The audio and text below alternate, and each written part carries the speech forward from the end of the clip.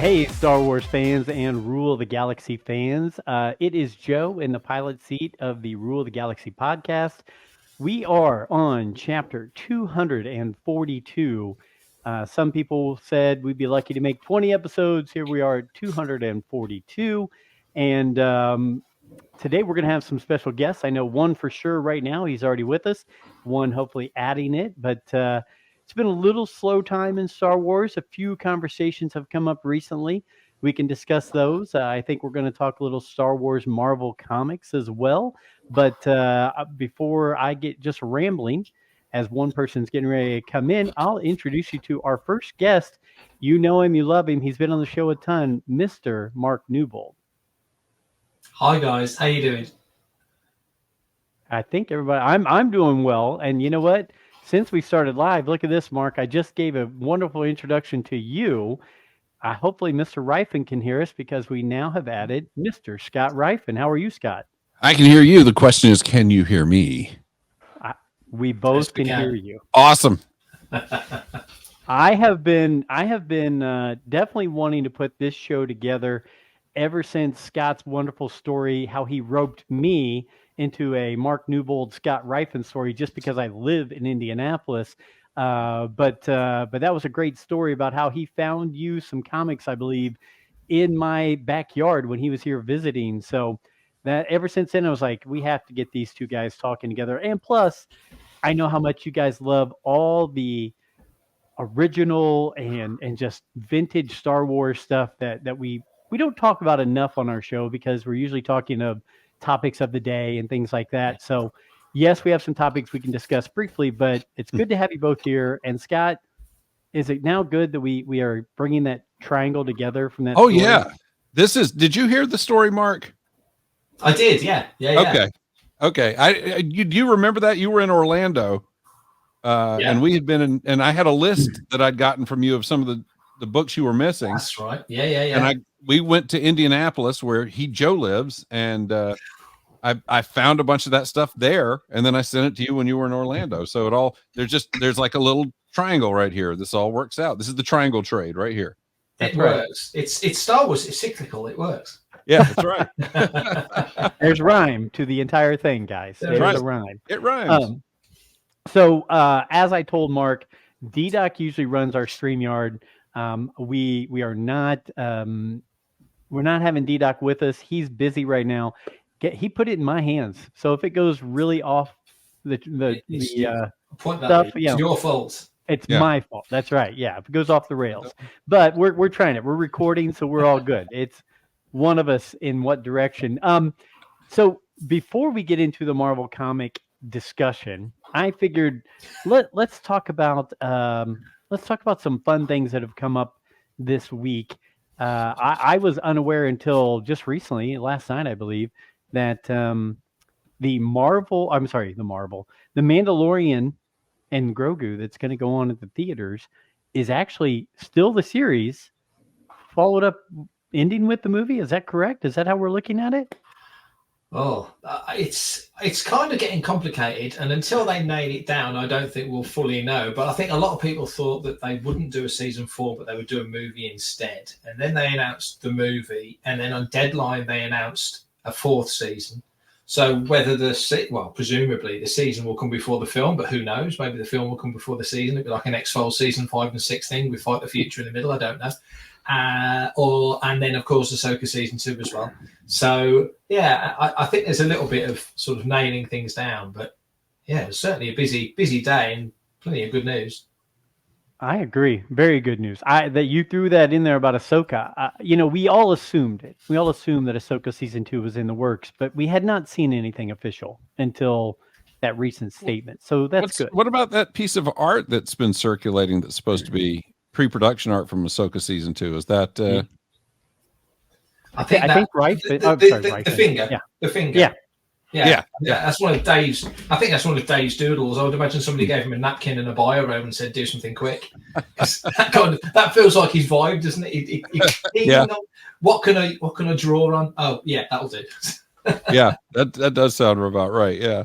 I think it caught everybody's attention. And, on our show for years, D-Doc has been saying, if we're going to do Disney Plus, I would really like it. I think Peaky Blinders is going to do a movie, if I'm not mistaken. But he said, why don't we do, because he went to go see Ahsoka, one of the final episodes, at a theater Yeah. that they did in his hometown. Now, he got a ticket but didn't get in. They overbooked the tickets, so he never made it.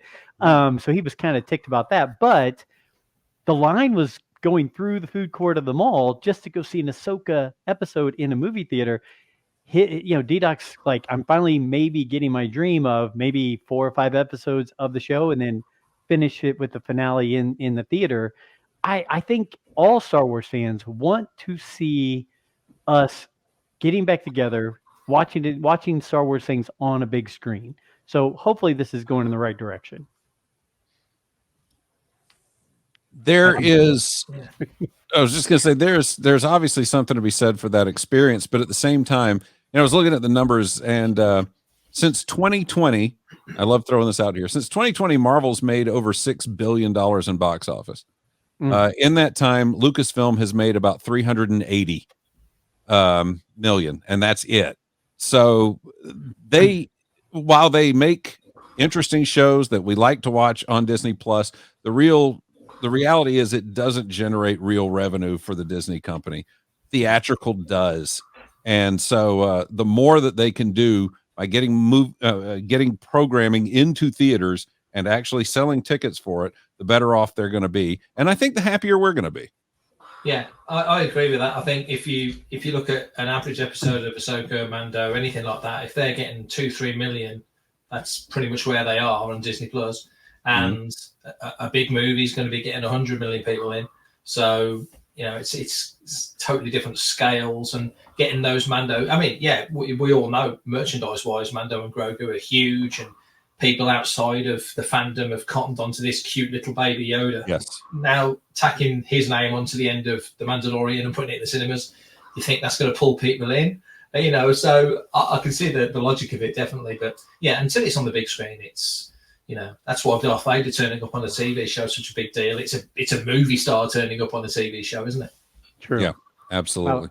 I like that. I like that. And I like there. At first when I heard the name, I thought, well, that's awfully simple. But then when I thought about it, I mean, the whole thing is, it's Lone Wolf and Cub. It's Mandalorian and Grogu. Yeah. Yeah, I think also, I mean, I don't know if this was the timing or whatever, but it sure did feel good. And I'm not going to get down this rabbit hole, but I will just say, to put something positive in front of the fans instead of all the snarky negativity that was going on in the last week or two, this has kind of helped turn that corner a little bit. People were like, oh, this is making me mad. This is making me mad. Oh, wait a minute. I get to go see Mandalorian and Grogu in the theater. Now, that changes things a little bit. So, and that's kind of the state of Star Wars now.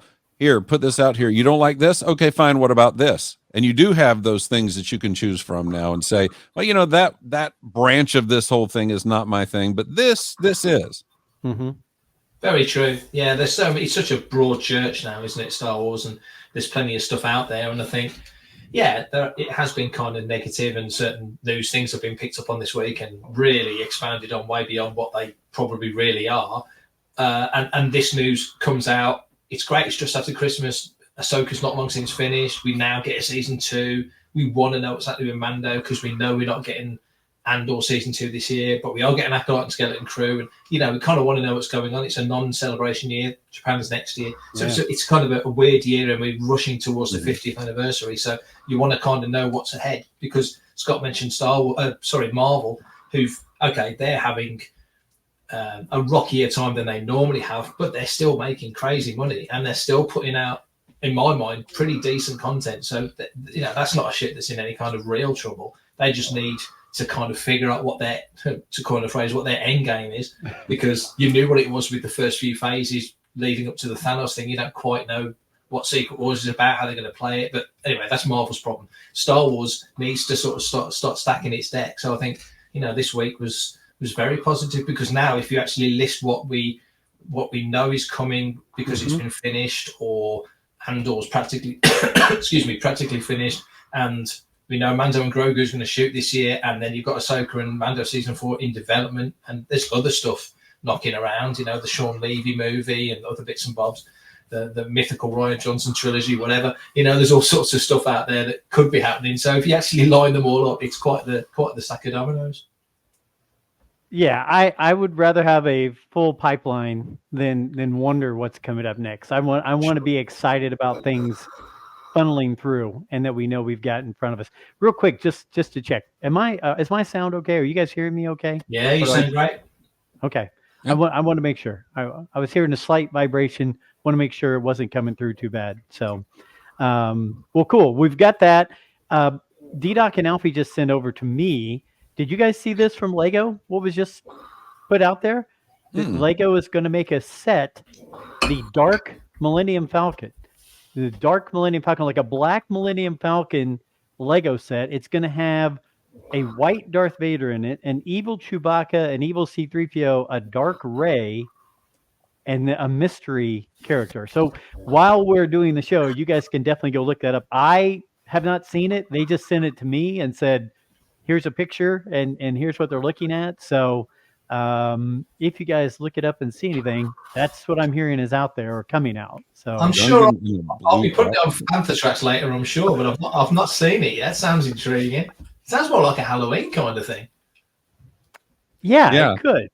It could. Are you seeing it, Scott? Are you pulling it up there? This thing I'm reading says a blue Gungan. Would that be an evil Jar Jar?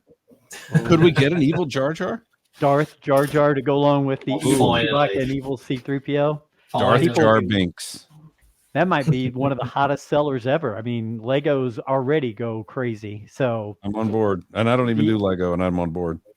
Yep. See, if we can pull in Scott Ryfun to do Lego on that, you got a winner on your hands. So, real quick, did you guys see that Benioff and Weiss, they finally came out with some quick comments on what their supposed movie was going to be, and it was going to be The First Jedi, how the order was put together.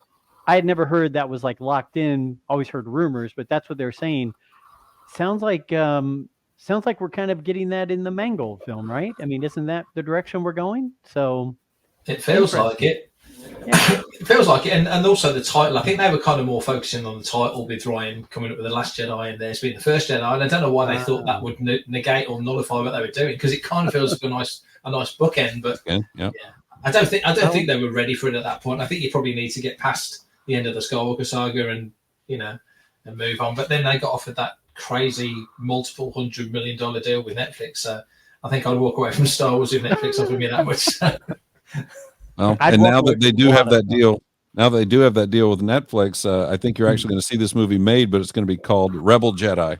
So I think everybody's just, and Ryan Johnson's got a deal with Netflix. He can do his trilogy over there and make it part of the Zack Snyder verse, and yeah. So I had a show the other day, and D-Doc and Alfie were telling me, oh, well, this is in Rebel Moon and this is in Rebel Moon, and I didn't even finish it because I couldn't get through it all, and they were like, but you should watch it. And I said, guys, you're not selling me. This is not. I didn't get through it, and I was bored with this. That's not selling me to go watch Rebel Moon. So, and Mark, I know you and I quickly exchanged some things on it that it kind of missed on some things there. Oh, it was it was just grim. I mean, it's a remake of a remake of a remake, and it's worse than any of the iterations that came before it. It was cliched beyond belief. Oh, I'm not going to start bashing it because I'll get hate mail from whoever. But no, it didn't do it for me. And then to know that there's a Snyder cut coming, why can't he just put the original version out and get on with the next one? It's like, what's that about? I mean, the thing about doing, your cut is usually that means the studio took it away from you. Nobody took it away from him. No. There shouldn't need to. The cut that's there should be the Snyder cut. Yeah. I mean, that's the way that works. Now, it would have been much better, I think, if they had called it the Maverick Moon, but that's just me. Yeah. I've got that behind me here somewhere. And then they could have a sequel, The Rebellious Robot. Yes. Mm-hmm. Come I'm on. thinking. You got Maverick Moon sitting there? I do. Sorry. You're seeing my big bald head on the screen right now. Here we go. Up. Yeah. Nice. Have you got the one with the black background as well? Because there's two versions of that. There's two versions of that book. There's a version with the black cover as well. No, I don't have that. Yeah. But now you're making me want that. Oh yeah. I've got that and the Rebellious Robot, and yeah, those books are fun, Yeah, good times. awesome. I'm sure Scott's finding it as Yeah, I was well. gonna say now we're all just gonna start exploring our caves over here. While Scott's going and looking at that, I'm really excited about the upcoming books that are coming out. I know we've talked a little bit. Scott definitely and I have talked books in the past, and I know on Bantha Tracks and Making Tracks, you guys cover all the literary stuff going on. But the Mace Window book coming out, I'm excited about that. I want to hear some more detail, a little more Mace. The John Jackson Miller book, I really am excited about that one. What is it? The Living Force? Living is that right? Force, yeah, it's out in April. I think that's looking pretty tidy because I think it's just there. You go. See, look at you. Yeah. Yeah. So that'll be great. And I'm hoping John has been on the show once or twice now, talking about Kenobi and talking about some other things. Look, Scott Ryfun has got multiple copies of everything. But I think one of the things that I'm most excited about is the Billy D. Williams book, because I love the Anthony Daniels book. You and I have talked about that before, Mark. And I loved actually the audiobook so much with Anthony narrating it. I am hoping that the audio version is going to be Billy D doing this book, because that would be fantastic. How can it not be? Yeah. I mean, it's got to be. It's got to be. And I might sit there and crack open a Colt 45 and just listen to it. Every time. Every time. But I still, one of my most prized possessions, 50th birthday video. I keep it right here on my phone. Billy D. Williams sent me a video. My kids and my friends chipped in and got me a cameo from him. It's the coolest thing. You get Billy D. Williams saying Joe to you and talking. It's just like, man, I got to hold on to that. That's never going to go away. So, but yeah, those books all look great. And again, there's a lot of people who've got mad love for Mace, and then there's a lot of people who've got some kind of anger towards Mace, right? Like he's the one who kind of knocked Anakin down a little bit too much to make him have that anger and hate in him.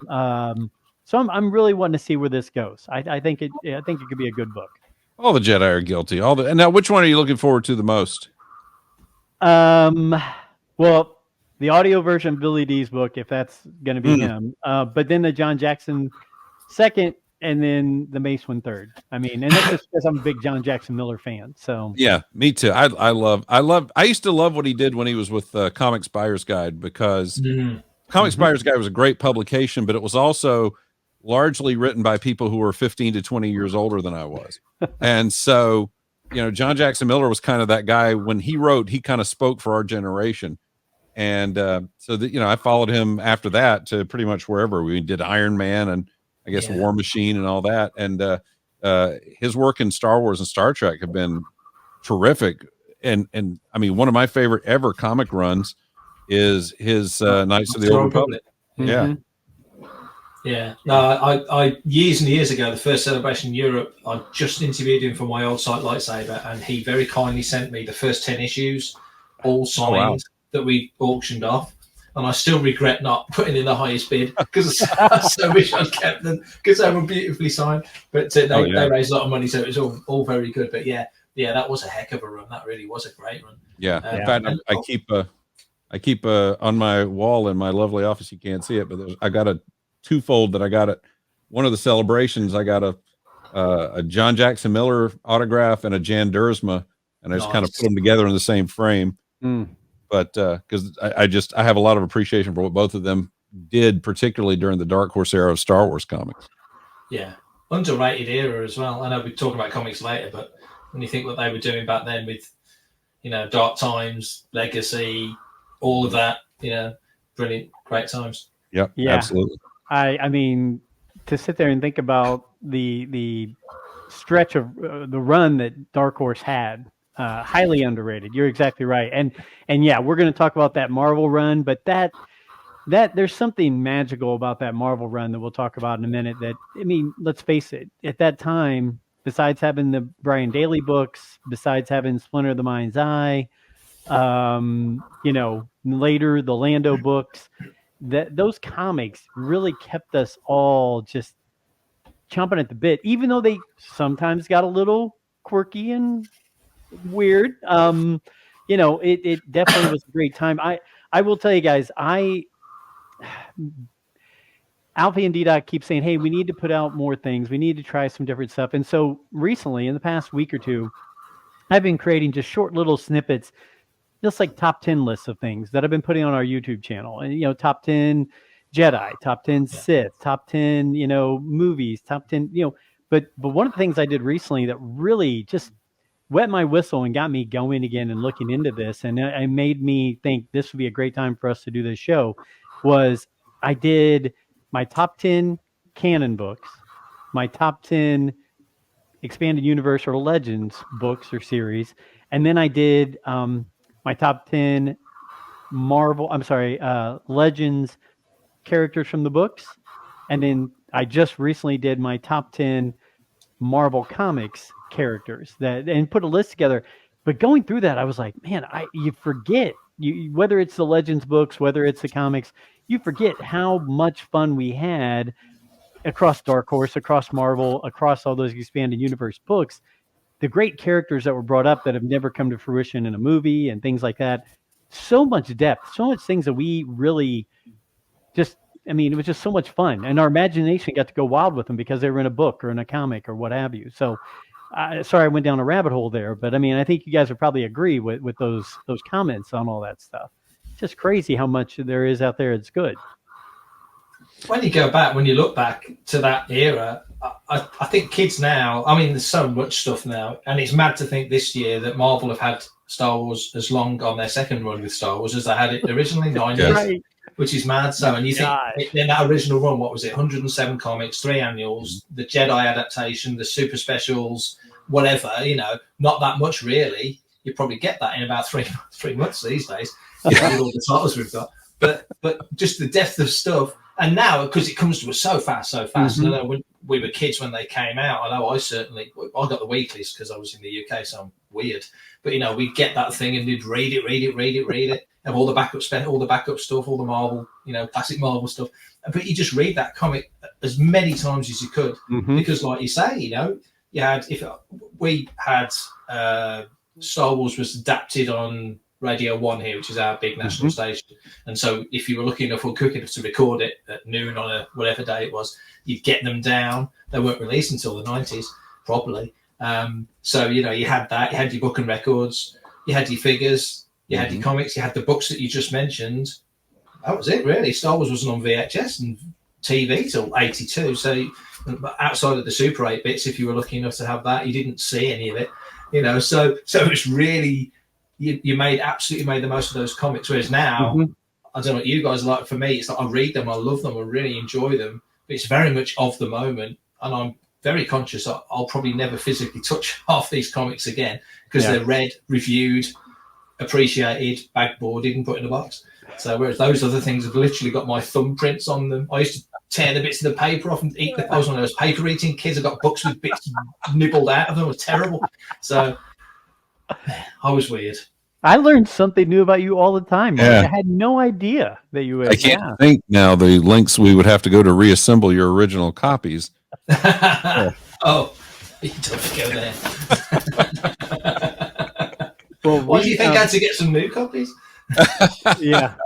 Well, and that's one of the things I always think of those original Marvel Star Wars as the books that we can't tire of buying.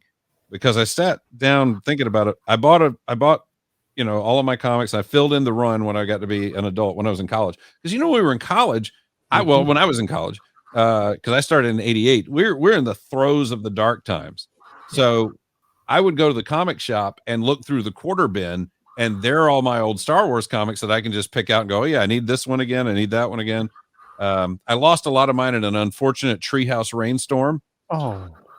My original ones. So when I was a kid, I had the best treehouse in the world, but it did leak a little, and some rain. And I kept all my comics up there, and so they got. And I was going to bring them all in like soaked, and my mom just went, "Nope, they're going in the trash." So I had to replace them. So I bought them, replaced them. Then I bought a reading set. So I have 2 runs of the original Marvel Star Wars, and then Dark Horse put out their trade. Yeah. Remember the long time ago trade? Yeah. Then they did the a long time ago omnibus.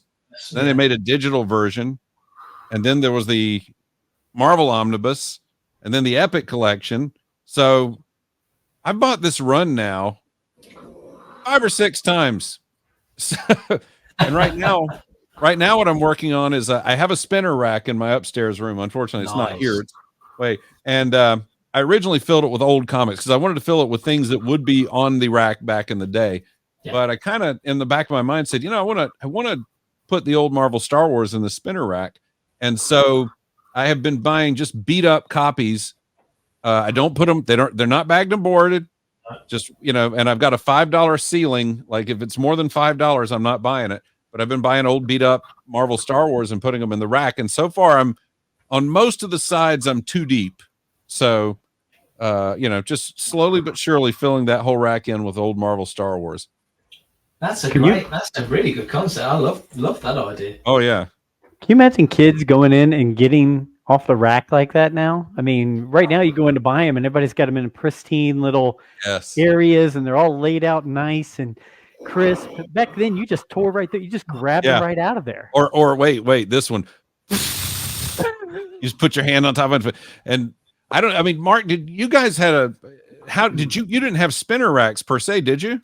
No. So all of ours was newsagent. So it would just be on flat shelves. I mean, we had comic stores, going back to mid '60s in the UK, but no, really not in the same way you guys did, because our comics were magazine size. Our weeklies were like that, whereas obviously yours were, classic comic format. So, which they tried to do in the UK, and they still kind of do. But it never really took off. It's even our magazines now are still. I mean, outside of comic collectors' stores, you don't really see American comics in the UK shops anymore. You used to in the '80s and '90s, but it sort of faded. You get that size comic, but it's reprints. It's UK reprints now, so it's not the same. But now everything's kind of monthly. I do miss the old weeklies. I wish they were still. I wish Insider was weekly. I'd be a millionaire. Yeah, right. One of the things I love about those, I didn't know anything about the Star Wars Weekly when I was a really little kid, but then at one point Marvel put out a paperback that was just a collection of stories. Yeah. Out of nowhere. And it was mostly Goodwin Williamson stuff, and there was one that wasn't. And I bought it and I was like, wow, this is great. Why isn't this in the books? And then I found out later, obviously, it was stuff that they had printed to kind of fill the gaps for Marvel UK, because you guys had, being weekly, you'd have 5 issues some months, 4 issues other months. And gee, where'd you get that from? Mr. Scott Ryfun with a gift right here, my one and only Star Wars Weekly. Keep going there. Sorry. Yeah. I just and so then then you started reading in the issues of Marvel's, the actual Marvel Star Wars. By the way, we also have different covers, and we're publishing these extra stories in there. And so I really was fascinated by that. And obviously it's all been reprinted over here now, but to me, it's not the same thing. I started a couple of years ago. It was probably 2016. I started buying Marvel Star Wars weeklies. Yeah. And I love them, being kind of an addict of the Marvel Star Wars stuff, because there are differences. There are recap pages that are different. There are new covers, and they also, because most of them are not in color, or maybe one color or something like that, they have tones added to them. Yeah. And that's all, so there's a lot of changes to the artwork that are interesting to me.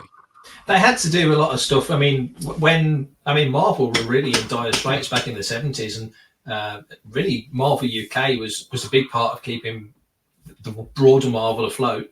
And so when they struck the deal to get Star Wars, over to Marvel, and then that first issue sells 1 million, you could put your finger on saying that was the comic that saved Marvel, because it really was in a mess. And then, of course, DC then had the big implosion in '78. They stripped all their titles, so comics was in a real mess. And it wasn't until you kind of get to the X-Men and turn to the '80s and it all starts going in the right direction again. But Star Wars, when they reprinted it in the UK, obviously the format's different, so certain panels would be a different size, and they'd sort of adjust things, and sort of the end of that page would be the start of that page, and they'd change it out a little bit. But you're right, I mean, we didn't have color comics. I mean, 2000 AD was our big comic over here, which was literally printed on newspaper paper. The only color thing in it was the cover. Everything else was black and white, which I kind of preferred. It had a real sort of gritty feel, and I really miss that in 2000. It's too glossy now. I stopped collecting it years ago. It was just too smart and smooth. It was better when it was a bit rough and ready. But Marvel Star Wars was like that, you know, and especially when it got to when Jedi Weekly was coming out, you hadn't really got full color. It's a bit like when Secret Wars came out, and it was that sort of dot matrix looking color, like little tiny dots, which looks horrible now. I mean, people must look at that. I mean, they used to call it prestige format. It looked like it was colored in by a 5-year-old on an airplane. It was just not working. But just, you know, the classic run and the weeklies were so interesting. I interviewed Des Skinner, who was the editor at the time, the original editor. He's the guy that started Star Wars magazine back in the day, and he considered it. He didn't think of it as a comic. He considered it a magazine because they had interviews in there, and they had feature articles, and when he got around sort of issue 100, they were starting to do photo covers as well as the art covers as well, because obviously a lot of the covers would come from, you know, the issues that you guys had, but you had one issue a month. We had 4, if not 5, sometimes issues would come out in that time span. Sometimes they'd blow up a panel, or sometimes they'd get, you know, some other artwork or some other artist. Lots of UK artists. John Higgins did loads of beautiful painted covers for Empire Monthly, and you know, so it was very unique. When you really get into the stretch of it, was to get past Star Wars Weekly into Empire Weekly, and then Empire Monthly and Star Wars Monthly, and then Jedi Weekly, and then it finally fizzles out after about 170 issues, and it becomes a backup strip in Spider-Man and Zoids. It was kind of a real sad end, you know. Wait a minute, hang on. Backup strip in Spider-Man and Zoids. Hang on, I gotta write that down because and there are some, there's some Spider-Man and Zoids comics with like real unique covers, Star Wars covers. I didn't get all of them. I tapped out by then. I was collecting the American ones by then, but yeah, there's one with a beautiful. I'll find you the issue and I'll send you some details. But there's one with a beautiful Darth Vader cover on it. Oh wow! So it's really random stuff. So more for the chase, Scott. More for the chase. I know. It's just like add it to the stack.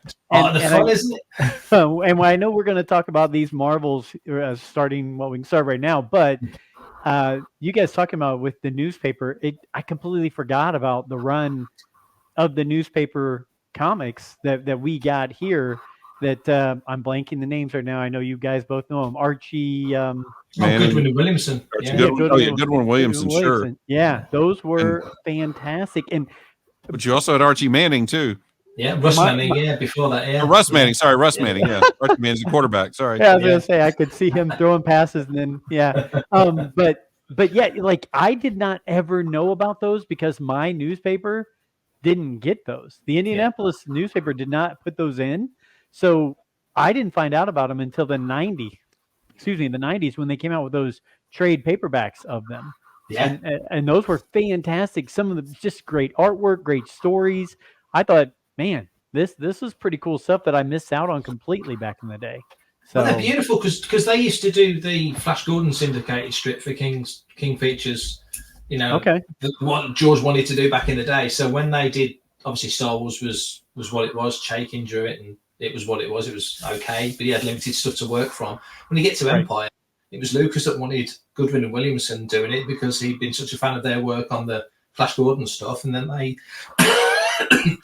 they stuck around, did a few issues in between, and then, you know, they did that beautiful Jedi adaptation, which was one of the first Marvel Limited series, one mini series back in '83. That not been that many. I think Contest of Champions, a couple of other things, and then Jedi. It's really early on, and then they did a few issues after, but not much. But yeah, like you say, they did that gorgeous run on the syndicated stuff. So yeah, we'll have to do some more digging on that and bring that up as a discussion point, because I'm sure there's, just like you mentioned, the back of the Zoids and Spider-Man, and you mix in these that a lot of people our age and a lot younger don't know anything about, never have heard of, never seen.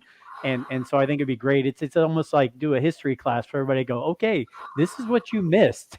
And it's really good stuff that was out there. So I'm looking for some reason. I can't find it. I just saw it the other day, but I've got a little comic bag full of old Marvel Star Wars strips that I cut out of the Sunday paper. I did the same. Back in the day. Yeah. The thing with me is I had to get to it before my parents threw it away, because my parents threw the paper away fast. Yeah. And so I don't have everything, but I have a lot of them, including the first couple. You know, when we first started getting, we didn't get a Sunday paper here in beautiful Brunswick, Georgia, and so we had to get a Sunday paper from Jacksonville.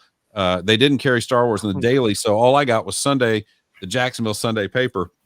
But once they started covering it, it was during the Russ Manning. I think Russ Manning and Steve Gerber was working on it with them too. It was during that era. And I started immediately cutting those out because like Mark, we loved Star Wars at that time, and all we had was that movie, and then whatever else there was. So we clung to that stuff. Right. It's so ubiquitous now. It's everywhere. You can walk into a shop. I'm wearing. Look at me. I'm wearing my pajamas already. I've got my Mandalorian pajamas. You can't say anything there. Trust me. I'm not showing you the boxer shorts now, but they're everywhere. Star Wars is everywhere. So, but like you say, when you're a kid. I mean, you're a kid.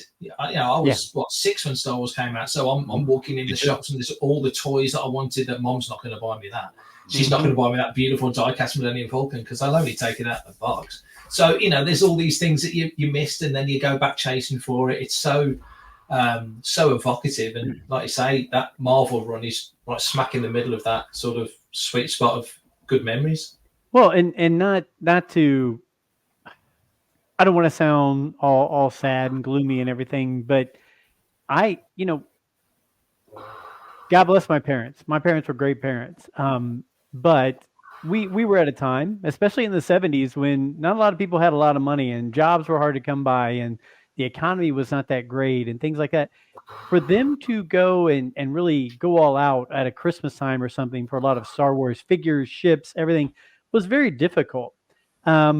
But another thing that made the comics so magical was they didn't mind throwing down 35 cents, right? Like to them, they'd say, "Oh, you want some Star Wars? Here's this." And when you couldn't have all the toys you wanted at a certain time because it wasn't your birthday or it wasn't Christmas, or you could only get so much, those made those things even more valuable to you because it was that thing that you could go, "Oh, this is something that I know I can just go get. My parents won't have a problem with us getting it because it's 35 cents or whatever." And they were happy to say, "Oh, this makes him happy because it's Star Wars and it's what he likes." So you think of how many kids our age, boys and girls, started really reading because they were reading Star Wars comics. I mean, I had my pocket money per week was 10p. An issue of Star Wars Weekly was 10p. I always had Star Wars Weekly, but I also had my pocket money, and my mom was like, "Well, my dad was like, yeah, but that's 20p. Yeah, but it's reading, and I was reading that thing to bits. And I was a weird kid. I used to read the newspaper when I was like 3 or 4, and I mean literally read the newspaper. I was weird, but I used to keep pages out of it and everything. But Star Wars comes out, it's fun. It's Star Wars, and I was obsessed with it, like lots of us were. But I was sitting there reading that thing cover to cover. So I think to your point, to get something that was, I mean, weekly again, UK, but something that's regular and Star Wars. And I'm in a country where you've got Doctor Who and Blake Seven on television. I did not care less about any of that. I just wanted more Star Wars. So, it really got me into reading, and, I think it was a very positive thing in that sense. I agree. It's funny. Yeah. Mark and I are very similar in that I was an early newspaper reader, and my parents still tell the story of how I would grab the paper every day as a kid and start reading Watergate. Like as a 3 and 4 year old, I was obsessed with reading about Watergate in the paper. Don't ask me why, but as far as novels go, I never read a novel until I read the Empire Strikes Back adaptation. I worked on the Star Wars adaptation, but even it just kind of put me to sleep. But Empire, I was a little older and I was better at it. But the comics, they were the story. When you watch Star Wars, the first film, it ends and everybody's happy and we're all smiling, but many of us remember Darth Vader flew off in that TIE fighter, and what's next? We won, we got the princess, but it isn't over. What's next? And so the Marvel comics for me were what's next. And I loved not really knowing why they couldn't at the time put Luke and Vader together, but I loved the cat and mouse aspect of Luke and Vader, where they tantalized you a lot, but never really had them face off, never really had a showdown, but they did a lot in the interim to kind of to fill that space and to fill that expectation. And so these things were important to me. And like Mark says, my parents, and I think you also said, Joe, I would have to catch up when I was on vacation. We didn't have a comic shop. We had convenience stores. That's where we got comics. And so, and I knew which convenience stores had the best racks because some of them were better than others.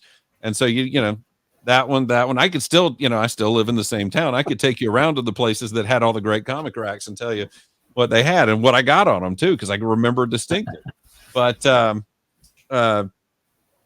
it was our opportunity to see that story continue. We didn't have an organized way to do it. We were just always on the hunt. If Dad ever stopped and got gas anywhere, I'm running in the store and seeing if they've got a Star Wars I don't have. I remember on vacation, that's one thing we would do is I would try to fill in the Star Warses because I knew I'd missed 4 issues or whatever. And I'd try to find them there if Dad stopped and got gas. I remember buying an issue at a restaurant one time. They had a spinner rack at the register at a restaurant we stopped in on vacation. The hunt was very different from the way it is now. In that, you open up previews now and you go, well, that's coming. And that's what it's about. And I'll order that and I'll make sure I'm there on that day to get that. I didn't know when this stuff was out. I didn't know when it was coming. No. I didn't know. You just showed up and crossed your fingers. Well, for as we start this, my collection, unlike Scott, I don't have 2, 3, 4 copies of everything. I've got one. They're in a box. I don't get them out very often. But what I go to all the time are these. I've got the Dark Horse version of the compilations. You have the original Dark Horse version of it because they did them again in omnibus form. And I bought both of them. I tell you what, these are not only are they fun, good artwork on the front, but just a great compilation. There's 7 of them that each have. So when you're watching this on YouTube, and as you watch on YouTube, you'll see these great covers and just fantastic stuff. But guys, looking at this and me not pulling all the regular comics out, are there certain storylines from this Star Wars Marvel run or certain characters? Now I'm a little ahead of the game on this because I just did this and I just researched all the different characters that I forgot about for all those years. But are there certain characters or certain storylines that you look at and go, man, that really caught my attention? This is also fun at the end where all of them are together. This wasn't that the cover of the last episode or the last last issue. Yeah, last issue. I know there's certain ones that stand out to me, but I'd love to hear from you guys as either storylines or characters that you don't see anywhere else, but you see in these Star Wars Marvel comics from the 70s and the 80s. I'll tell you one character I would love to see, and everybody talks in the 90s and they're quite correct about Mara Jade and what a big deal she was and how they should do something with Mara Jade. But if somebody somewhere doesn't do something with Shira, Ellen, Collet, Bree, bring Shira Bree back and do something really intensely cool with that character, then they're missing a trick, because that whole Shalavane and the whole thing you mentioned Vader, the tease between Luke and Vader, that end of that issue when you see Vader appear and it's not him, he's a hologram. I've come for you. Exactly. That whole run. That's what I think that storyline, because Walt Simonson was drawing it, is a genius.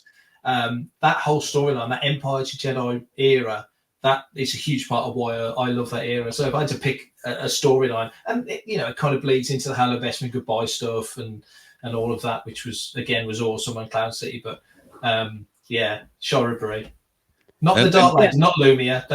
I wasn't into that, but her as that character, the whole flirt with Luke and all that was brilliant. And Leia getting jealous.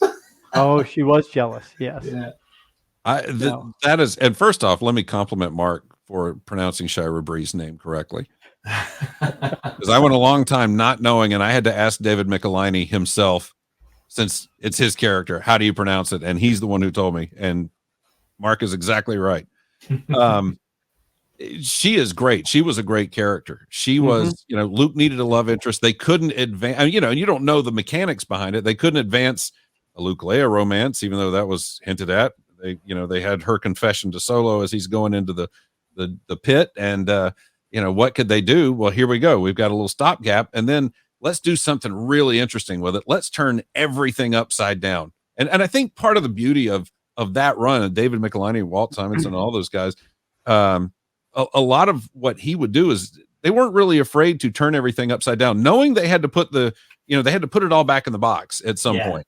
Right. They did a great job with that, of doing it, because, I get that issue where, we can talk spoilers here, right? It's been 40 years, right? It's been 40 years. You can talk about whatever you want. Okay. Yeah. All right. Just want to make sure. They go on that raid and they come back, and oh, by the way, you blew up Shira. Yeah. And you're what? Holy cow! And then the next issue, the issue where we all learned what the new word in our vocabulary, pariah. Yeah.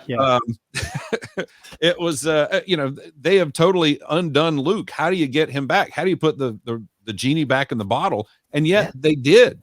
It was, there's great storytelling, and then there's great storytelling where I hear so often, and it's one of the things that frustrates me, is I hear a lot of writers say, well, we're constrained by this, this requirement that was put on us. We have to write with this in mind, and thus we're not being able to be as creative as we want to be, blah, blah, blah. Michelini, those guys were more creative because of this. I think they told better stories because of the restrictions that were on them. There's no reason. The Marvel guys got rid of Peter and Mary Jane's marriage, obliterated it years ago, and they had been crying to do so for years because, well, it's just too constricting. And none of this is too constricting if you apply the right creativity to it. And that to me is a great example. That is a great storyline. And yeah, to me, it all kind of starts that whole, even though Michelini, and they started a couple of issues before, but really to me, that whole run of continuous storyline starts with 55 Plith, and goes from there, where the Slivalisk is there, and they set up shop on, what is it? Arbra, is that the name of the planet? And from there again, then Lando goes to Cloud City, and that stuff's all great. But even there, you got that whole Mandalorian thing, Fen Shisha, Toby Darla, all those characters. Yeah. So you've got all that. And again, they didn't know what was going to be done years later, but it all worked for us. It satisfied us. I think probably my all-time favorite storyline is the 3-parter that almost led right up into The Empire Strikes Back, where they're on Domina Taggy gets brought into this. They're on Monastery. And I like when they bring back old characters in the current Marvel, but I think they missed the boat on some of these guys, and Domina is one of those that I think they do. Just because my interpretation of Domina Taggy was always that she is Michael Corleone. She is that one family member that they want to keep out of the family business. They want to keep them pure. They want to keep, and then she gets kind of put into the middle of it, and she turns out to be a boss. And so unfortunately they brought her. It's great that they brought her back, but they brought her back in that she was kind of always a boss, and she was always ruthless, and she was, and I kind of like the other version of her more. I like the fact that she was the one they wanted to keep out of it. She was the one they wanted to keep pure. They didn't want her in their nastiness. And once she got sucked into their nastiness, not only did she find that she could do it, she was probably better than they were at it. But I love that 3-parter. And again, it's the flirting with Luke and Vader getting together. Oh yeah. They don't quite, I love all of the storyline that leads up to that. I like, Orman and Silas and all those guys that are, the whole family dynamic with those guys, I think is just great. And so I think all time, that's probably my favorite. I'm kind of a Archie Goodwin guy with the writing, but there's so many, to me, there's just so many really good runs, and Michelini's is one, and Archie Goodwin's is one. It's hard to really pick many of these things out because I love Crimson Jack, Crimson Jack and Jolly are just fantastic. Yeah. Who's never kissed a man. That's right. But it's funny, I interviewed Joe Duffy years and years ago, and she said, they came up with all these ideas and different things, and one of the ideas they came up with was, why don't we have a second Death Star? And they were like, no, you can't do that. What if, and they come up with all these things, and they kind of realized after the fact that they'd figured out a lot of Return of the Jedi just by the ideas they pitched, that Lucasfilm went, we'd rather you didn't do that. So, the Tarkin was supposed to be the second Death Star. That's right. Yeah. And we did an episode. I've done an episode of My Star Wars Story with Mark Newbold. Yes. And I've done an episode with David Michelini, and he talks about that on that episode, about how he pitched a second Death Star and they shot it down, and he went, "Why are you shooting that down?" Okay, well, we'll do something else. We'll do this instead. They've just done Star Wars Revelations, the second Star Wars Revelations, and in there you've got Rick Jewell, who you saw Carbonite frozen in The Mandalorian, and it's just one of those kind of cool characters. And they bring him back in that Revelations issue. Of course, he was in that run with Danny and Cheeto and Luke and Lando and all that stuff, the Zeltrons and all that. Yes. Really good fun. I just love the vibe of that. And so when Shadow of the Sith came out and it was Luke and Lando again, that a little bit further on. And Adam Christopher was, doing what he did with them. Those two characters, I always thought Luke and Lando were great together because I got so much fun out of reading that that run, that whole pre-Jedi run. So that was a lot of fun to do. Yeah. And the two of them on Bazaar. Yeah, Bazaar. Yeah, Orion Ferret. Yeah. Yeah. So they had a good dynamic. Again, if you have the writers who can do that, or who feel like they can break free of the template they think they should be doing and go to this other one, and make up their own, create their own. And that's what you saw a lot of. You just saw a lot of inventiveness with Marvel Star Wars that was there. I agree. And I don't really think you had the Marvel run, which for us as kids, when we read it, was this is what was happening between the films. Yep. And you were too young to think of, oh, well, that wouldn't make sense with this or wouldn't make sense with that. That was what you got. That was all you had. And then you had what we now consider the EU, which kind of retold a lot of it again. Chusuk Bakura is retelling a lot of stuff. And you had, you've not got the Nagai, you've not got all that stuff going on. They're retelling it with the Searook and all of that.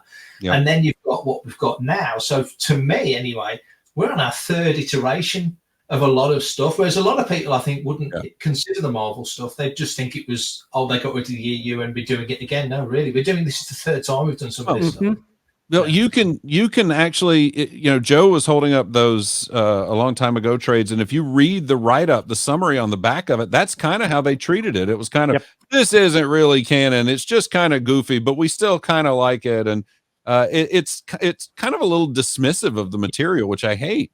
Because with the framework within which they were working, I thought they did some tremendous stuff. And some of those stories, again, today, I prefer to what they're doing now, and not to denigrate what they're doing now, but I liked, when they brought Valance back for issue 108, I thought they missed the boat with him in 108, because first off, they had him being an entirely robotic skeleton. And I thought, well, that's not right. That's not what he was. They pretty much got to be the Terminator. Huh? Right. That was the battle going on within him. Him being a cyborg was the key to his character, not one or the other. And you want to talk about great runs or great storylines, 16, 27, and 29 in America. That's, you introduce Valance the Hunter, and then you have his showdown with Luke, and then you have this, first he's fighting Vader for the opportunity to get Tyler Lucien, the rebel deserter, and then he's protecting Tyler Lucien, and all because he saw that a droid can actually exercise compassion. I mean, it's just which kind of brings his humanity back. Right. And you don't think that a kid's comic book is supposed to be telling you stories that have this level of storytelling to it, but here's a guy who literally is running around and he's got a chip on his shoulder because he's part machine and he hates that machine part of himself. One of the things they don't do anymore, which I wish they had, was the whole discriminating against droids thing in the OT era, which Archie Goodwin picked up on, and they used it a lot. We don't serve their kind here. I mean, that's a very bigoted. There's a clearly prejudice against droids, which I think actually dovetails really nicely with the prequel trilogy because it was a droid army that attacked. That attacked the galaxy. The Separatists had a droid army, so it works out. Yeah, we don't like droids. Look what they do. They don't do a lot of that now. Mando does. I'll give him that. First season, Mando does. But they didn't. And then really. The droid bar was like that was somewhat like that. That's the kind of thing, and I like it when they do that stuff. But you haven't seen a lot of people picking up on that thread, and that's exactly what they were exploring with this. Was this bigotry, and that's what it was. It's bigotry. And it wasn't addressing current issues of the day. It was addressing this timeless issue that we have as people that goes back thousands of years. And here he is. He hates droids, but yet if he's not part droid, he doesn't live. People discriminate against him when they find out he's part droid. And so he hates this part of himself, and he hates this part of himself because he doesn't think droids are sentient. And then 3PO just about sacrifices himself for Luke, and that makes Valance think. Valance is going, wait a minute, maybe there is something to, droid sentience. Maybe we can have compassion. Maybe the droids can, and so he makes that sacrifice with Vader. Tries to save Luke. Luke is worth saving. If a droid is going to give up his life to save Luke, he must be worth salvaging. There's just so much to that gets overlooked when people dismissively go, "Oh yeah, Marvel Comics, there's that big green rabbit." Oh yeah, totally. That Who, by the way, I love. I'm just going to let you know, I'm a Jackson supporter. Absolutely. Yeah. But like you say, they did so many interesting little storylines and stuff that doesn't feel like it fits Sophidian Eyes, the Knights in Shining Armor type issue. Mm-hmm. The Darker, which kind of felt a little bit like it linked into the Lando books with I forget the name of the bad guy in the Marvel in the Lando books. I've got his name. Rakur Gepta, the Sorcerer of Tund, and Ellie. The one with the droid that, the 3PO kind of feels. You will believe a droid can cry. Yes. That's the one. Yeah. So they really do just pepper in these beautiful little moments. But I totally know what you're saying about how it does get overlooked and does get missed. And I love the fact that I've really enjoyed Ethan Sachs run on Bounty Hunters, and we've got the final issue coming up, and I'm going to be really curious to see what he does with Valance at the end, whether he gets through it or gets out of it, or they put a bow on that character, because I've really liked how they've played it, because they have taken that character and taken the archetype of what he was and really woven him into the mythology, with him being in the academy with Han and all the stuff that's happened to him. And there's kind of almost, they rebuilt Shara Bree, and there's kind of that feel of that's what they did to Valance. They rebuilt Valance to use for their own ends. There's kind of a parallel there. But I'm very interested to see how they finish that. But I'm glad that Marvel now and the writers that are doing it do and aren't afraid to dip back and go and grab certain elements, or because you kind of get the vibe sometimes. I mean, you mentioned Arbor and that whole stuff, the Planet of the Hoojibs, as it was when it was the Book of Record. Yes. That whole era, that between Empire and Jedi era, you feel like there's still that unified rebellion, and this kind of, they found a new base. As kids, we got used to Hoth. We didn't really have time to get used to Yavin, because it was more about the battle than it was about the planet. But Hoth, you felt like it was a location, you felt like it was somewhere you could be, and then you got Arbor with the cave and the mirrors, recording everything. And you imagine the horror they must have felt when they realized what was happening with these walls. It's like a data storage thing. Just that's real out of the box thinking. And for us as kids, it was just, this is happening. Yeah, it was a revelation in ways. I think one of the things that gets me when we see the path that Marvel and DC have kind of gone on recently, that it's all about multiverse. It's all about different dimensions of this and that and the other. One of the things that the Marvel books and the expanded universe and all that show me that is that I don't think Star Wars ever needs to go down that path. I don't think they need to do I know they just brought in a new universe into Ahsoka, and okay, that's fine, but I'm talking about, like, there's not two Ahsokas in Star Wars, right? Ahsoka is Ahsoka, or Darth Vader was Darth Vader. When there's not, hey, in this universe, there's a white Darth Vader, right? I think that there's enough, and I think Star Wars fans would be okay with, hey, we've got these major tentpole movies, and let's pepper in these stories that some of them might go off in some weird tangent directions, but let's have these adventures and then bring it back to the tentpole again. I don't. Like when we were growing up, like you guys said, it wasn't like, hey, this didn't really happen. These are just weird stories over here. To us, that's what took place between the movies. Mm-hmm. Totally. And we didn't sit there and go, oh, that would never happen. That's not.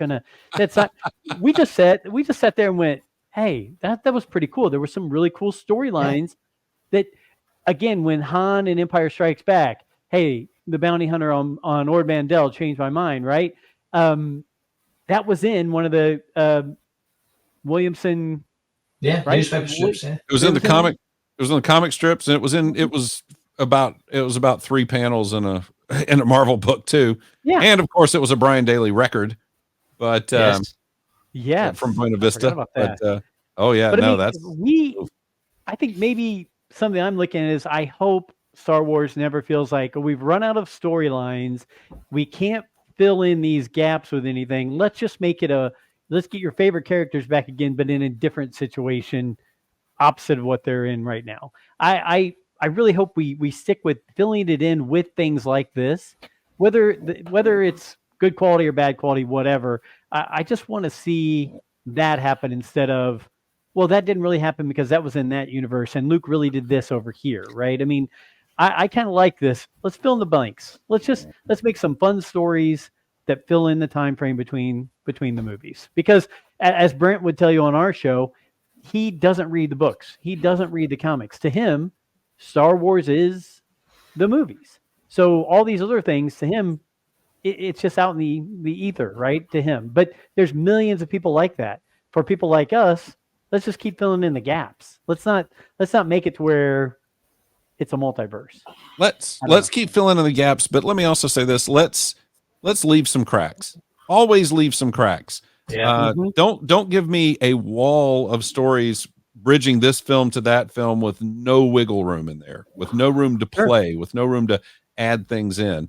I think there should always be gaps and cracks because I think people should look for stories in between the gaps and cracks.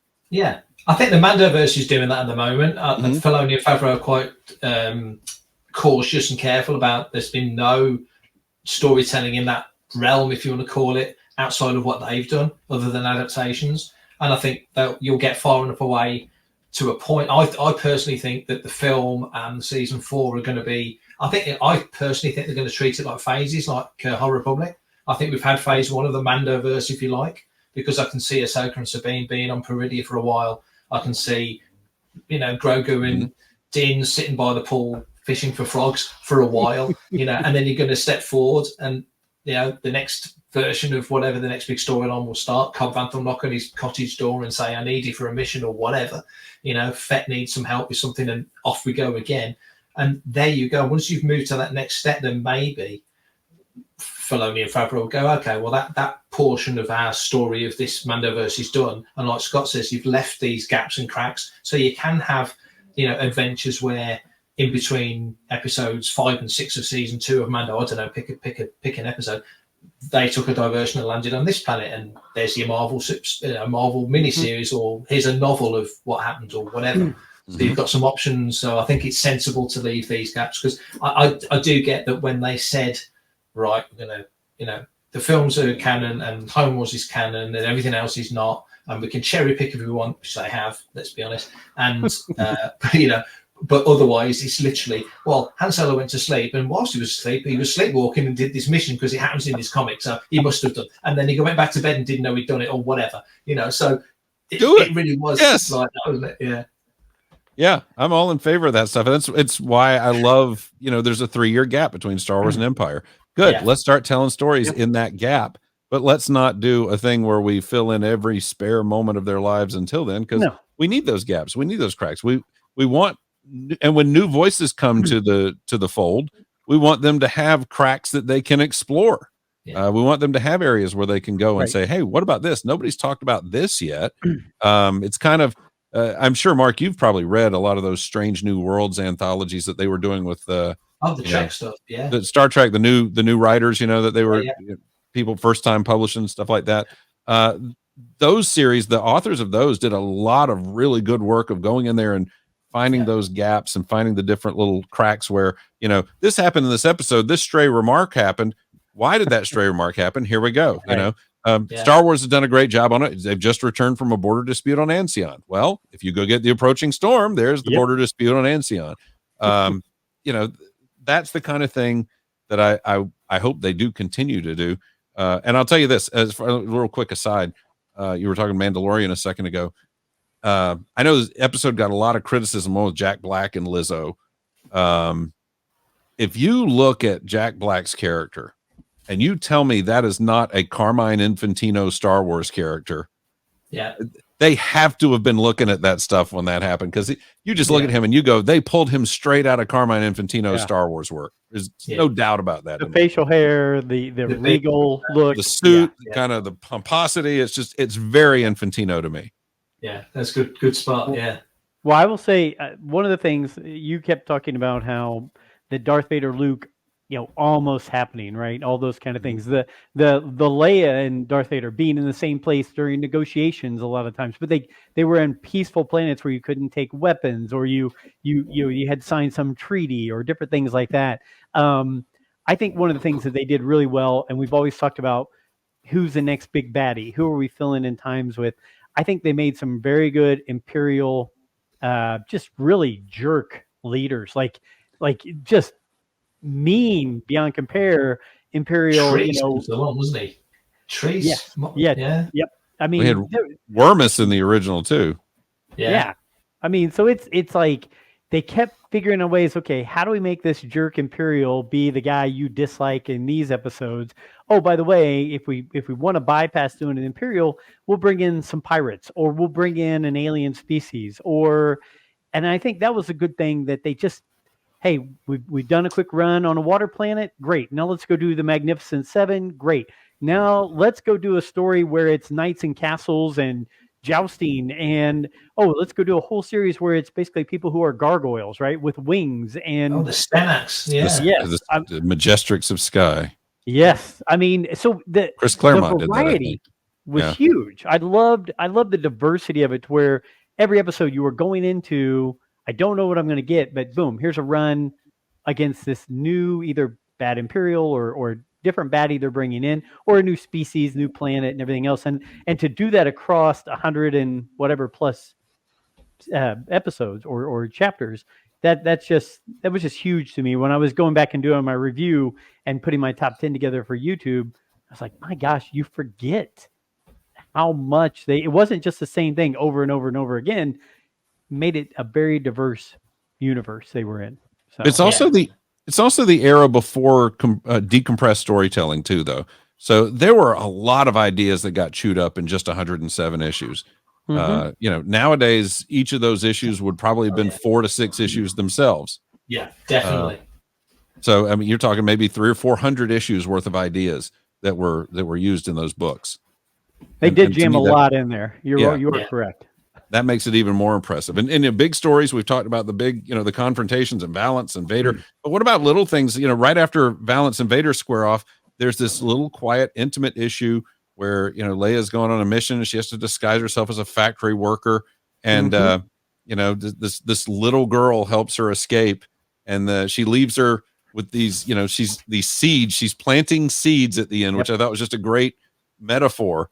She's planting the seeds of the rebellion. She's planting the seeds of their freedom.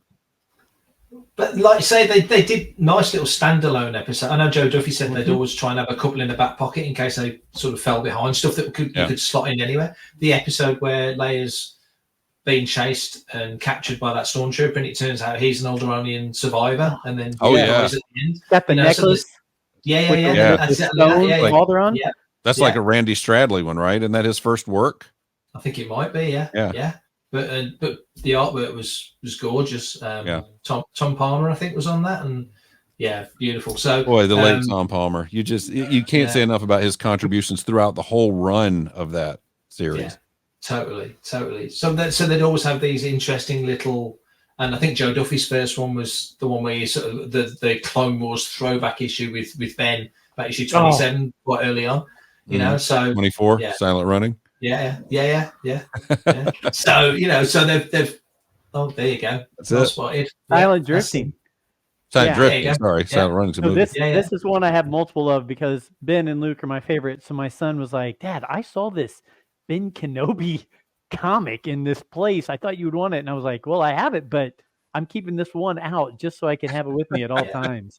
Yeah, fantastic to go back and see what their theory of Ben during the Clone Wars was. But you forget when that first when that first novel came out, you had the prelude before the story started, and you've got, before you've read anything, if that's the very first Star Wars thing you read in November 76, the first thing you read about is the Clone Wars. People forget that literally the first thing you'd read is the Clone Wars. So, or a recap of the Clone Wars, and it's the most lightly sketched recap ever. But it's the Clone Wars, so you learn how everybody gets to where they are before everything goes down the toilet, and here we are, just seeds of rebellion, if you like, just starting up. So it's yeah, it blows my mind sometimes. But that Marvel run was just so evocative and so unique, and it bugs me, like you guys both said, it bugs me when it gets dismissed so out of hand. Yeah. Because, and it always, I guess, I don't know, is it gatekeepery? We were there.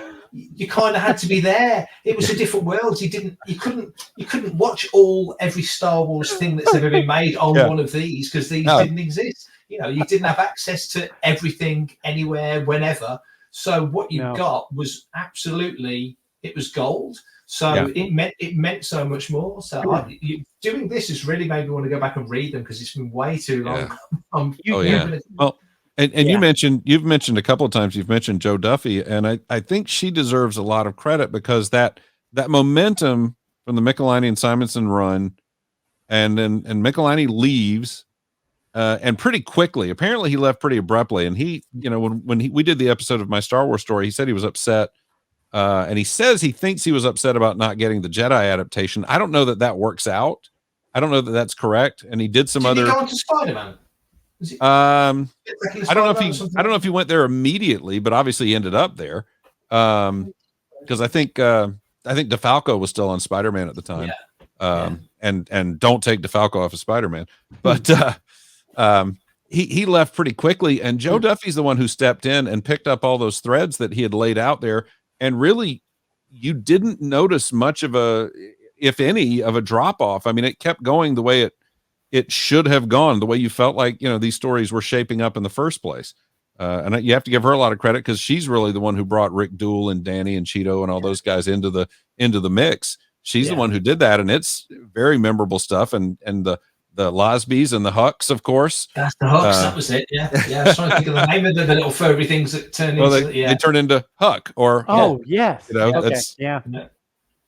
I forgot about that. Yeah, Losbane. Yeah, that's you know, it's she did a really good job of picking up the threads, and I feel like they were kind of thrown at her. And she did a great job of picking it up and running with it too. And what was the name of that water planet? I've been trying to think what it was. The original water planet, or the one the Hero? One Hero, yeah. I can't think the name of the planet. What the world was called? Something Kalane, something Triskalane, or something like that. Hero in it. Hero, yeah. So I don't remember the 70s and 80s. You'd be in the 5th or 6th volume, I think, by then. Yeah. The Dark Horse stuff. Yeah, it's just been bugging me. I've been trying to think the name of the planet. Triskalane keeps sticking with me, but I don't think is that right?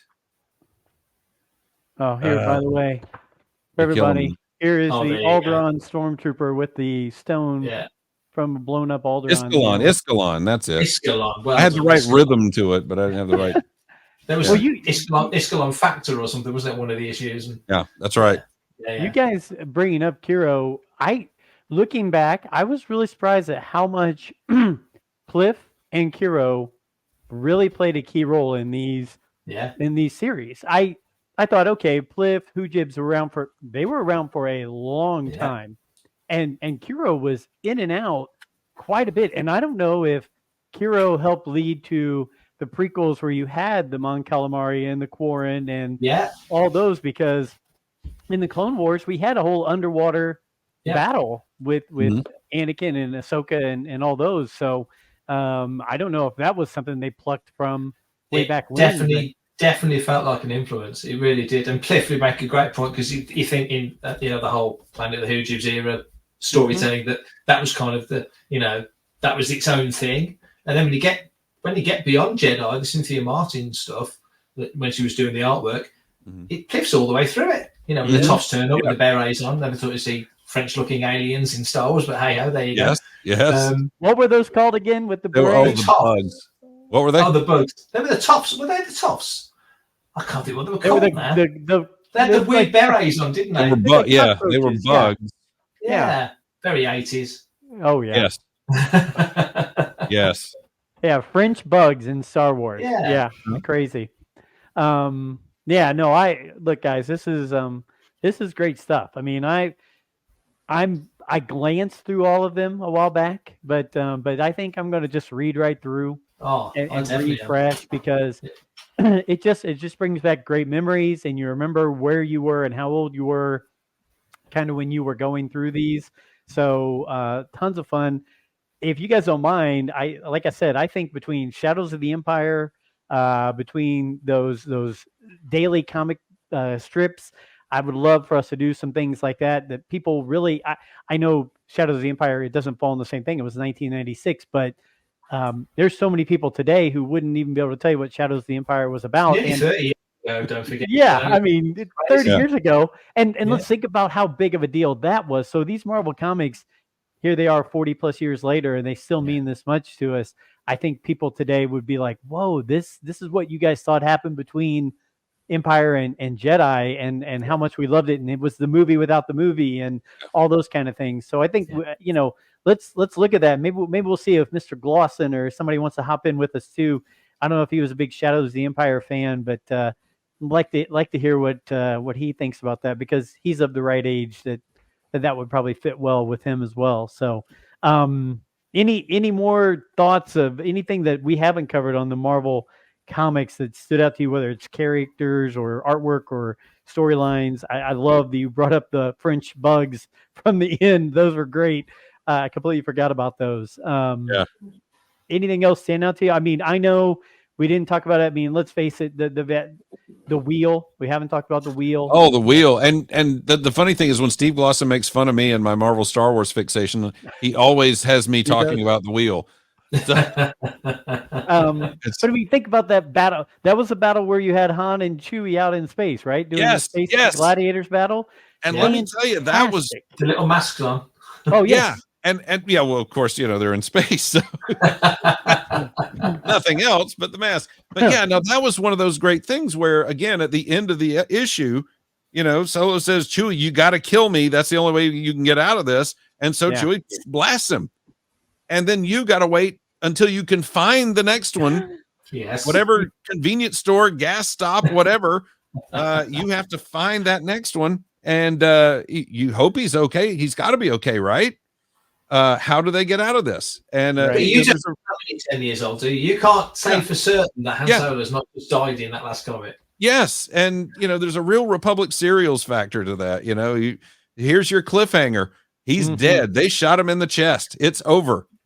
And don't you think George used to run a comic shop? Was it Gutter Snipe back in the day? You know, and so he's a big comics guy. You know, he wanted Goodman and Williamson on the strip, and he knew what he wanted. So I often wonder how he wasn't involved. Of course, his hands are on different wheels to this. But I often wonder, most things, they always said, if it's got Star Wars on it, it passes somebody very high up at Lucasfilm's desk back in the day. And it wouldn't surprise me one iota if George just, I'm just popping off for a coffee, and there he is reading the latest issue, because it's his baby, isn't it? It's still his baby. This isn't his thing. He always said, well, the books and the comics are over there and I'm doing this, But it's still within the world of Lucasfilm and stuff. I often wonder how or what he thought of it and how much he enjoyed it. Being a comics guy, Yeah, and I know did he not acquire all the art? I mean, that was he took ownership of all the art, right? Yeah, I mean, I think he had an appreciation. He bought all the Dark Times art. The the artist that did Wheatley? Dark Times. Wheatley did. He bought all the Dark Times artwork. So, because I think Doug Wheatley did a lot of work on the Underworld series that never happened. So, I mean, that was beautiful artwork. So, I'd love to. I'd love to get some original Star Wars artwork. Well, Wheatley was selling nice. George's favorite. Yes, the cookie jar. Right. That's right. Wheatley was selling pages from episode 3, the episode 3 adaptation, at one of the celebrations. Oh wow! And I was talking to him about it, and apparently he had sold several of the pages before he realized George wanted all the pages. Oh no! And once they found out that it was incomplete, they didn't want it.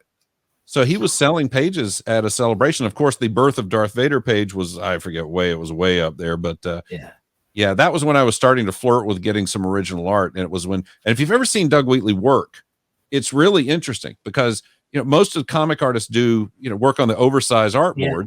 He does a 1-to-1. Really? He draws comic sized. And he does that, he said, because I sat and talked with him for a while at the last celebration in Orlando in 2017. or maybe it was 20 anyway, it was one of those celebrations. But he says he does that because he can get the work done, he can get it done quicker. He's not losing any detail because they're not blowing it up. Yeah. And so, and then of course he does it all in pencil, and then they digitally just color over the pencil. It doesn't get inked. So it's just raw pencil drawing, but he does it all 1-to-1. All Doug Wheatley's work is 1-to-1, which is why when they did the repro book for Dark Times, which I'm assuming you guys have seen, it's a lot smaller than the original art books of all the other stuff. The Williamson one is like 8 stories tall, and the Howard Chaykin one's really big, not as big as the Williamson one, but the Wheatley one is a good bit smaller, and that's because he draws 1-to-1. Wow, did not know that. Yeah. Didn't either. It's amazing details, gorgeous work. The guy's phenomenal. But and the only reason I brought down the George's favorite R2 cookie jar is because Scott, when you brought, or Mark, when you guys were talking about, do you think he hopped off, grabbed a coffee, and looked at a comic? Would either of you, or is it just me? Would you guys pay or watch on Disney Plus if they just put a documentary together with George and had him walk through his favorites of books that he knows about, or comics, or talk about the toys or different things? Don't worry about the movies. We all know what all happened with the movies. Let's talk about the in-between times and the products that you didn't actually write, right? The things that you didn't actually create, but were built off of what you did.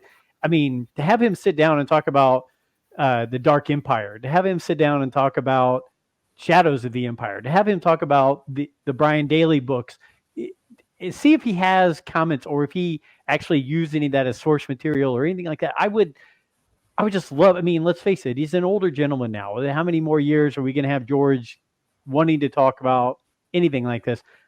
I would pay to just sit back and go, George, just go hog wild. Let's bring stuff up and let's go.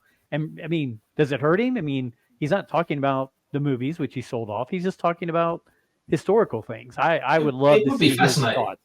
It would be fascinating. I'd be very curious because, as I say, I mean, for him, he's in the trenches writing, directing, building Skywalker Ranch, all the other stuff he was doing, very hands-on with ILM and all the other things that he did. So I would kind of think this was on the periphery of his sort of involvement and his, everything else. But nevertheless, anytime he went anywhere from 77 to 86, presumably, if he's in the real world, he's going to see that month's Star Wars comic, or he's going to see that the latest novel or whatever, or Velasco's Guide to the Star Wars Universe or whatever it is. There's all these things that were going to be around in the 80s. So all those things that we absolutely chewed up and devoured, they're here for him, but it's still part of the bigger story. So it would be kind of interesting to see how much of that he took in, because it all, like I say, it all crosses a desk near him, if not his desk. So it'd be interesting to see how much he was aware of it. You mentioned you'd be interested in hearing what he liked. I'd listen to what he hated, just as long as he talked about it. It's always been rumored, and I've never seen it, confirmed from an official source, but it's always been rumored he hated Mara Jade. I'd love to hear his take on that, and if that really is true, why is it true? Especially when when Heir to the Empire came out in 91, and it was very much, this is the sequel to Return of the Jedi. We were told that is what happened next. They kind of walk that back these days, but back then, 33 years ago, they were saying this is what happened next. This is the next chapter of the Star Wars story. And she was kind of not central, but she was very high up and important throughout that trilogy. So it's kind of interesting that I had heard that as well. Sometimes I think, wasn't it him and Seth Green that did that little bit where it was kind of a joke, but it wasn't a joke? And do you think they were like, let's play it off to really rile people up and see what they think? So I don't know if he does have that true dislike, or if he's just like, hey, let's have a little fun with this. And I just so wish you say that about Detours, because that's the last thing you really worked on Star Wars wise, really, apart from adding McClunky to the edit of Star Wars for some goodness knows why, but which just doesn't work. But nevertheless. And apparently that was recorded back in 77. That's not an edition. That's like old audio. They got like a million mixes of Star Wars, one for the airplanes, one for TV, blah blah blah. It was in there all the time. Apparently, we just never heard it. Wow. I don't believe a word of it. But that's the story for another day. But yeah, I just think he seemed to be having so much fun with that. I know he apparently really enjoyed working with the Stupid Monkey guys and Seth Green and Matt Senreich and all that lot. So I'd love to see Detours. I think that's a big oversight not putting that out there. Agreed. Well, they've Disney got it. I Plus, mean, it's just sitting there. Yeah. If they put out episodes, Ewoks and droids and the cartoon from the holiday special, why is that not in there? They go in saying, "Hey, this is vintage. This is throwback." I mean, the holiday special. He always said if he could hunt down every copy and destroy it, he would. And he's been saying that for decades. So I suppose that was probably in the he sold Lucasfilm to Disney. That was probably top of the list of things that he wanted them to honor. Please never release this. Until I'm in the box. Yeah. Don't release this. As soon as he's gone, it'll turn up on Disney Plus. That you watch. Yeah. Oh yeah. And you know what? Go ahead and put the holiday special right next to it. Detours and holiday special. I'm okay with. So real quick, I'll throw this out there because we haven't discussed this. You talked about the holiday special, and I don't mean to keep you much longer. I know we're all busy stuff here, but the new documentary that came out. And I know, Mark, I think you did some interviews based on that, right? Did you interview some people? Which one's that? The Disturbance. Yeah. I have not seen it yet. I keep telling myself I'm going to watch it, and then I sit there and go, "Oh, am I going to go buy it? Am I going to go watch it?" I haven't, but I want to see it. You have to. Yeah, I mean, I'm thinking I'm going to do that. Put it up here on the shelves behind me. But so, have you guys seen it? Have you guys watched it? The documentary. Yeah, I have not yet. Yeah, I'm kind of like you, and I keep going. I need to get this. I need to get it. I need to get it. And just, it came out in December, right? Yeah, I believe. Yeah, so. and December was just ridiculous for me. So I'm just now kind of coming down for air at this point. So I'm ready for that. Yeah. I won't spoil anything. I won't spoil a stitch of it, but it's really worth watching. I mean, obviously, I do want to see it. We all know the holiday special, but this makes it more relevant than it's been since November 1978. I'll say that. Okay. Good. I'm glad to hear it. And seeing that there's a Chewie figure out there from the holiday special, warm I have that. Nice. Of course, I got you do. that. I wouldn't have guessed anything else, Scott. They were selling it on the property at Disney, and I snatched one up. So, well, I'll tell you what, guys, it has been just a bundle of fun. I've loved going back and reliving these old days and talking about it. Again, let's throw together some more things that we can do based on some of these other throwbacks that maybe some other people aren't talking about right now, because I think it adds to it. So thank you, Mark, for jumping across the pond and hopping on with us. Thank you, Scott, for taking time out of your busy day. And I know we've been trying to put this together because I wanted to have this conversation right here. So I really appreciate you guys doing this. If listeners and followers haven't listened to the Mark Newbold My Star Wars Story with Scott Ryfun, go pull that up. It's out there still. Podcast Worlds, go find it. You can find them pretty much any platform, right, Scott? I think. Yeah, and it's probably 10 years old now, so we probably ought to update it or something. Yeah. But where's that gone? Yeah, yeah, you got a lot more Star Wars story to add to that in the last decade or so. There's a few bits, yeah. So tiny little bit. But go do that, and can't thank you guys enough. Thank you to the listeners who check us out. I think this is going to be an episode you really enjoy hearing some things that we don't normally talk about here on the show. But thank you guys. It's been a blast. I hope everybody goes and reads the Marvel Star Wars. Scott's got something to add in. Yeah, I was just going to say, bringing it back around to that Marvel Star Wars thing, if you are someone who has never checked them out for reasons of continuity issues or because you were told they were terrible and cheesy and awful, do yourself a favor and don't listen to those guys. Just pick up a couple of issues. If you need some guidance, I think we've given you some pretty good guidance in this episode. And check them out for yourself. I think you're going to be really surprised at what's in there. When Walt Simonson came on board with the art, it exploded to another level artistically. But I'll also say the Infantino art, it's a thing I didn't care much for as a kid, but I recognize now his storytelling chops are just phenomenal. But you, as a fan of Star Wars, if you're not checking it out and at least giving it a shot, I think you're shortchanging yourself. Well said. Agreed. Thanks, guys. Appreciate it. Go check out Panther Tracks. Go check out Making Tracks. Go check out my Star Wars story. I don't want to mess it up because somebody cheated you and did another one that was like that. But yes. Until next time, guys, may the Force be with you.